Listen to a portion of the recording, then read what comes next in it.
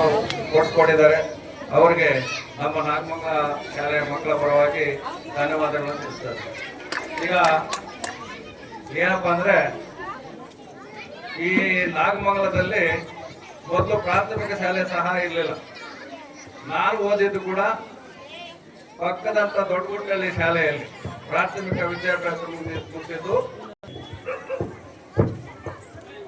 ಆಮೇಲೆ 1977ರಲ್ಲಿ ನಮ್ಮ ದಿವಂಗತ ಬೀರೇಗೌಡರು ಅಲ್ಪ ಕಾಲದಲ್ಲಿ ಅವರು MLA ಆಗಿದ್ರು.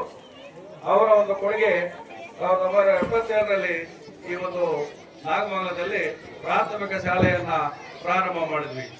ಯಾಕಂದ್ರೆ ಅವರನ್ನು ನಾವು ನಡೆಸ್ಕೋಬೇಕು. ಆಮೇಲೆ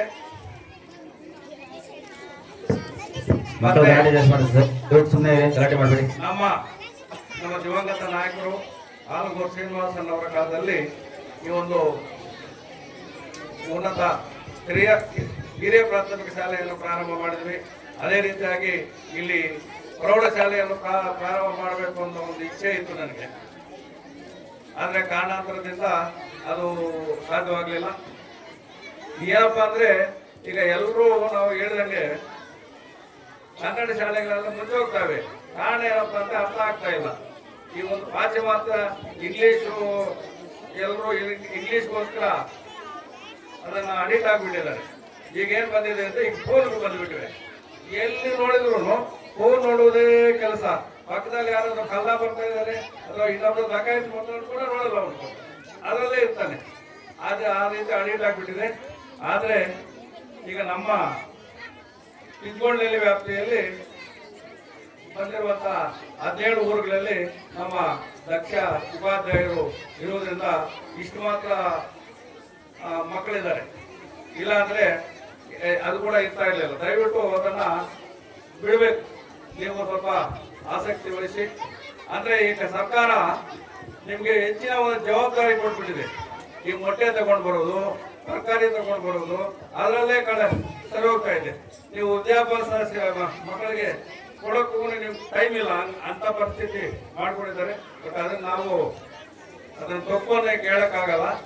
ಈಗ ಒಂದೊಂದು ಸಮಯಕ್ಕೆ ಒಂದೊಂದು ಕಾರ್ಯಕ್ರಮ ಸರ್ಕಾರ ಮಾಡ್ತಾ ಇದೆ. ನಾವು ಓದ್ತಾ ಇದ್ದಾಗ ಏನು ಸವಲತ್ತು ಇಲ್ಲ. ನಾವು ನಡ್ಕೊಂಡು ಹೋಗ್ತಾ ಇದ್ವಿ. ದೊಡ್ಡಗುಟ್ಟಲ್ಲಿಗೆ ನಡ್ಕೊಂಡು ಹೋಗ್ತಾ ಇದ್ವಿ. ಆಮೇಲೆ ಮಿಡ್ಲ್ ಸ್ಕೂಲ್ಗೆ ಹೋಗ್ಬೇಕಾದ್ರೆ ಮಲಾಯಕ್ನಲ್ಲಿಗೆ ವಜ್ರಾಗಿನಲ್ಲಿ ಮುಖಾಂತರ ಈ ಕಾಡು ದಾರಿಯಲ್ಲಿ ನಡ್ಕೊಂಡು ಹೋಗ್ತಾರೆ 3-4 ಕಿಲೋಮೀಟರ್.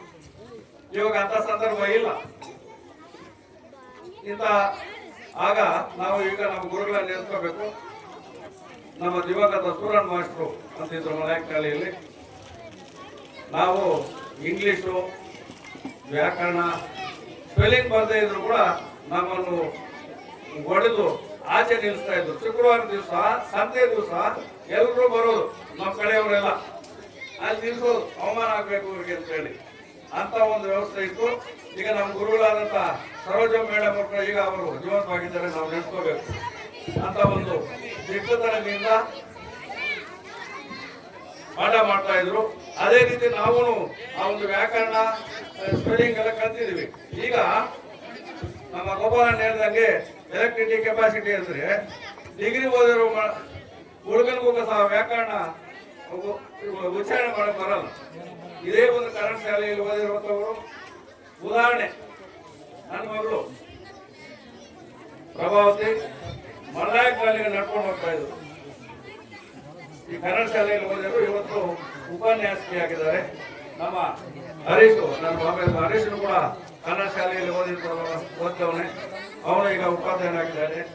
ಕನ್ನಡ ಶಾಲೆಯಲ್ಲಿ ಓದಿರುವವರು ಅಡ್ಮಿನಿಸ್ಟ್ರೇಟರ್ ಇದ್ದಾರೆ. ಖಾಸಗಿ ಶಾಲೆಯಲ್ಲಿ ಓದಿರೋರು ಇದು ಯಾವ್ದು ಬಂದಿದೆಯಲ್ಲ ಸಾಫ್ಟ್ವೇರ್, ಅದು ಇಂಥದ್ದು ಹೋಗ್ತಾರ ಗೊತ್ತಿಲ್ಲ, ಅದಕ್ಕೆ ಹೋಗ್ತಾ ಇದ್ದಾರೆ. ಅದನ್ನು ದಯವಿಟ್ಟು ನಿಮ್ಮ ಎಲ್ಲ ಉಪಾಧ್ಯಾಯರಿಗೆ ನಾನು ಮನವಿ ಮಾಡ್ತೀನಿ. ನೀವು ಸ್ವಲ್ಪ ಇದು ವಿದ್ಯಾದಾನ, ನೀವು ಸಂಬಳ ಕೊಡುವ ಕೆಲಸ ಮಾಡೋದಲ್ಲ, ವಿದ್ಯೆ ನಮ್ಮ ವಿದ್ಯಾದಾನ. ಈಗ ನಮ್ಮ ಮಾಸ್ಟರ್ನು ನಮ್ಮ ಮೇಡಮ್ ನಾವು ಯಾಕೆ ಕರ್ಕೊಂಡು ನಾವು ಇದೊಂದು ನೀವು ಕಲಿಸಿರುವಂತ ವಿದ್ಯೆ ಅವರ ಜೀವಂತವಾಗಿ ಇರ್ತದೆ. ಅದರಿಂದ ಇವತ್ತಿನ ಒಂದು ವಿಶೇಷ ಸಂದರ್ಭದಲ್ಲಿ ನಿನ್ನೆ ನಮ್ಮ ರಮಣಪ್ಪನವ್ರಿಗೆ ಹೇಳಿದೆ, ನೋಡಪ್ಪ ಪಂಚಾಯತ್ ಕಾರ್ಯಕ್ರಮ ಇಲ್ಲಿ ನಡೀತಾ ಇದೆ, ನೀವು ಪೆಂಡಲ್ ವ್ಯವಸ್ಥೆ ಮಾಡಬೇಕು ಅಂತ ಒಂದು ಫೋನ್ ಮಾಡಿದೆ ಅಷ್ಟೇ ಪಾಪ. ಆಯ್ತಣ್ಣ ಮಾಡ್ತೇನೆ ಅಂತ ಹೇಳಿ ಅಂತ ನಮ್ಮ ಯುವಕರು ನೋಡಪ್ಪ ಅವರು. ಅದರಿಂದ ಅವರಿಗೂ ಒಂದು ಧನ್ಯವಾದ ತಿಳಿಸ್ತೇನೆ. ಈಗ ನಾಲ್ಕು ಮಾತಾಡಲು ಅವಕಾಶ ಕೊಟ್ಟದ್ದು ನಿಮ್ಮೆಲ್ಲರಿಗೂ ಒಂದು ಸ್ವಲ್ಪ ಈ ಒಂದು ಭಾಷಣವನ್ನು ತಗೊಂಡ್ತಾರೆ.